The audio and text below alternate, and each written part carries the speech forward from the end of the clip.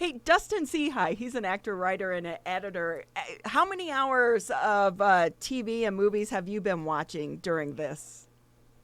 Oh man, that is hard to answer because it's so much. I also really enjoy creators on other platforms. So I've been watching a lot of YouTube stuff and all that, but it's a lot. It's one of the only ways that and my dogs is the only reason I've gotten through all of quarantine.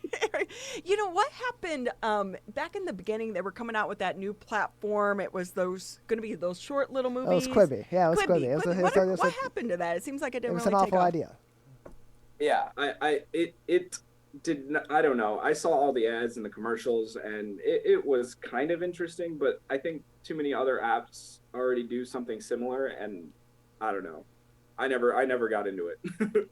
So, Dustin, go ahead and introduce yourself. Tell us what exactly you've been up to these days, and what are some of the projects you're working on.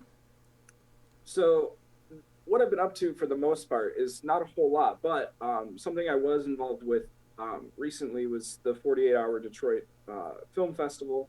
I was brought in by Stargazer Digital Media to help them out. I was initially just brought in as an actor, but I ended up being able to help in a bunch of different ways. I helped them write their script. And yeah, so that's the one main thing I've been doing. Other than that, I am a acting major and cinema studies with specialization in filmmaking major. So very focused on the arts. I'm in my final year, and I am the vice president of our Filmmakers Guild on campus. So I'm super involved in a lot of different things. And yeah, that's pretty much.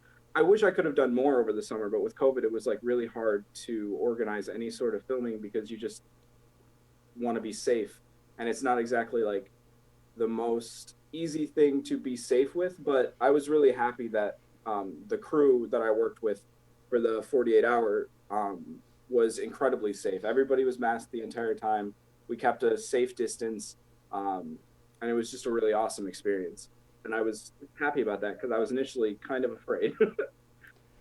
So Dustin, it takes a long time to produce a film, to put a film together, and to do one in 48 hours is a challenge in and of itself in normal times. What were some of the additional challenges that was presented to you and to other people on the cast and crew of the project you worked on that was in the 48-hour film festival? Yeah, so for me as an actor, one of the most difficult things was the trying to remember, not to keep my social distancing, even though some of the scenes called for me to be very close to other actors. But other than that, other than the one other actor I was working with, um, it was hard to remember to just stay separate from other people because usually on set you get up close and personal. It's not a typical thing for you to be super far apart. So for me, that was one of the hardest things to do. And a 48 hour or a 24-hour is always going to bring up insane challenges that you never expected to happen. Um, but honestly, there was not a whole lot of added difficulty from COVID except for the concept of you know our spaces that we were working in and everything, keeping it safe and sanitized and all that stuff. That was the only difficult thing. But the people I worked with were so good at what they were doing that it really wasn't that difficult. So I will say that I expected there to be a lot more difficulties added on to the typical 48-hour situation. But because of the team I was working with and their ability to handle pretty much anything that happened, uh, there wasn't a whole lot more difficulty than normally at a 48 hours. So that was a good experience. And for people who aren't familiar with this 48-hour festival, it is really a cool project that they do every year. I'm not sure how long it's been going on, but just give us a little bit of background on the project and how it works. You're basically coming together and putting this together in 48 hours, right?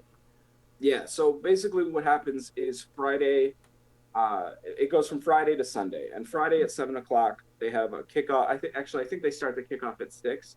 But they talk about the rules and everything, and they give you some guidelines that you have to follow at the end of that meeting. So they'll give you a character, a prop, a genre, and then a specific line that you have to use in your film. And that's all of the and a prop. So they'll give you those at the end of that meeting, which is usually right around 7 o'clock. And after that happens, you got 48 hours to plan, write the script, create a shot list, get out there and go film it and edit it in that 48 hours. So that's essentially how it works. You can sort of kind of plan in the weeks coming up to it. Like you can have ideas for films on the back burner, but if you have an idea for a film that's, say, like a romantic film, and then you get a genre that's like a Western, you could still incorporate that, but chances are the idea that you had is not necessarily super good for that genre. So you have to adjust and figure something out, because I've had many, I do a lot of really short film competitions because I love them. You learn a whole lot during these. But yeah, I just lost my train of thought. So. But it's like a 48-hour adrenaline rush. Yes. You know, trying to get this done and the finished product completed and able to then share it with other participants in the film festival. So, Dustin, you said that you are studying acting. What do you see as the future of the industry, and do you think you're going to stay the line because you think COVID's going to go away, or is this you're just going to have to navigate the future as whatever it brings you? Yeah, so I think it's, well, I have a special case because I do the acting, but I also do behind the camera and technical work.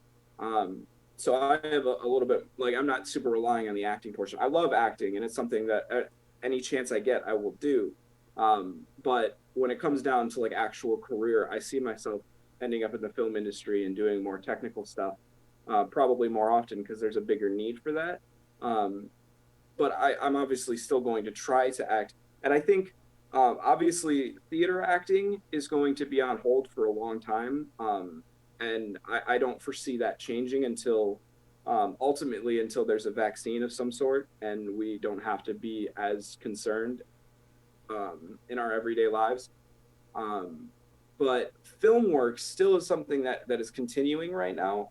It's obviously not happening as much and not to such a grand scale, but I think that artists in general are very good at adjusting to difficult situations all the time, because, you know, people who make movies and people who make, who do theater genuinely don't always have a lot of funding. So they have to figure out a way to do things all the time with less than adequate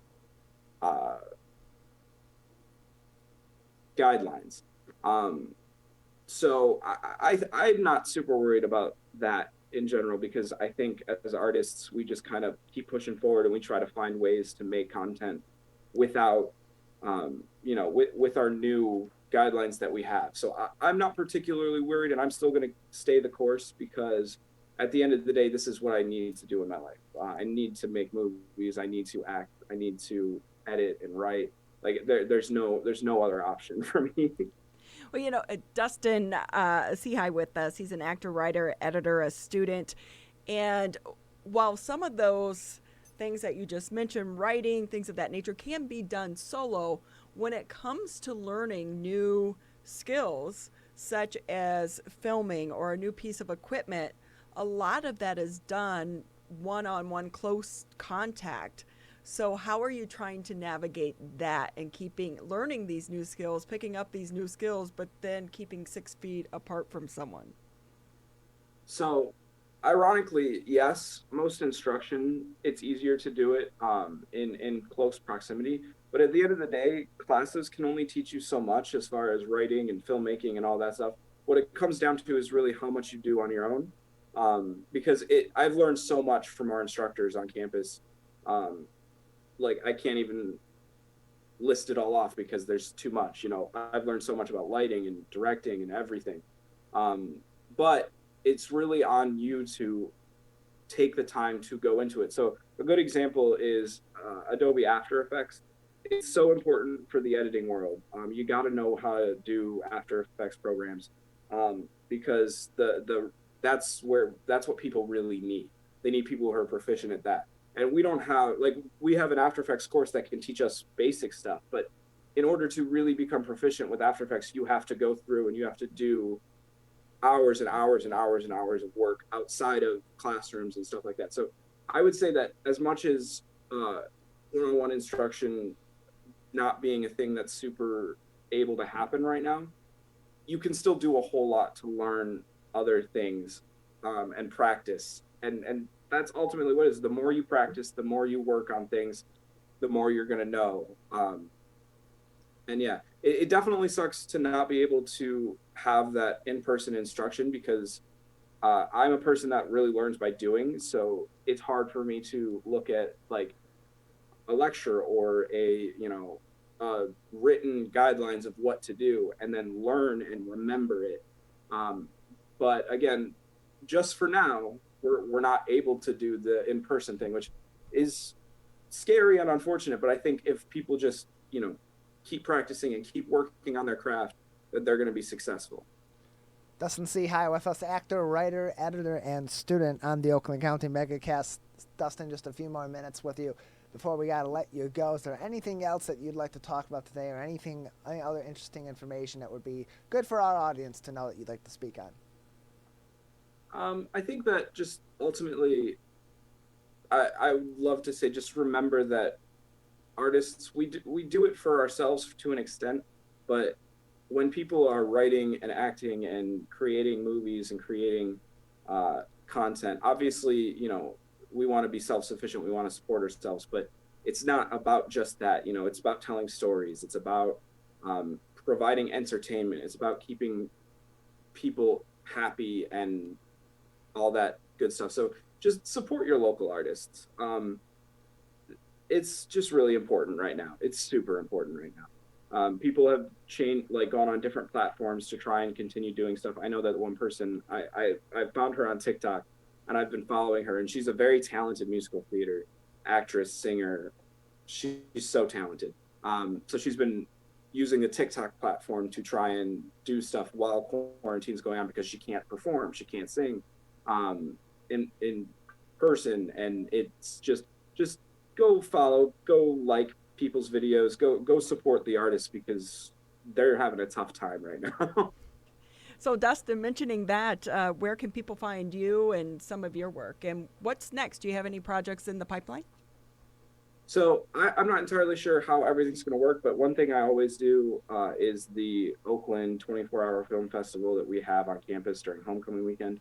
I'm not sure what that's going to look like this year. I'm also in my final year of stuff, so I've got multiple film classes that I'm working on. So I'll be working on one film class this semester, and then I have two next semester, including my thesis film. So I'll be working on both of those. Me personally, I do a couple of things. I have a YouTube channel. It's just my name. And then I also stream on Twitch, because that's one thing I picked up over the summer. That's a fun thing. I also edit and put videos on YouTube for my gaming stuff, but I foresee that taking a back seat to my schooling for the next 6 months. But yeah, that's where I'm at. I also have a TikTok, but I don't really use it as much as other people do. Social media, helping to get your work out there to the public. Dustin Cehaich, thank you so much. And you know what? Good luck this year. Good luck with your studies and your future as well. And I'm going to look for you on TikTok. Thank you. If you want to look for me on TikTok, it's Castle3451. Most of my other platforms are Castle345, but somebody already took it on TikTok, so I had to add a 1 there. Fever. But yeah, I really appreciate you having me on the show. It's been a fun experience.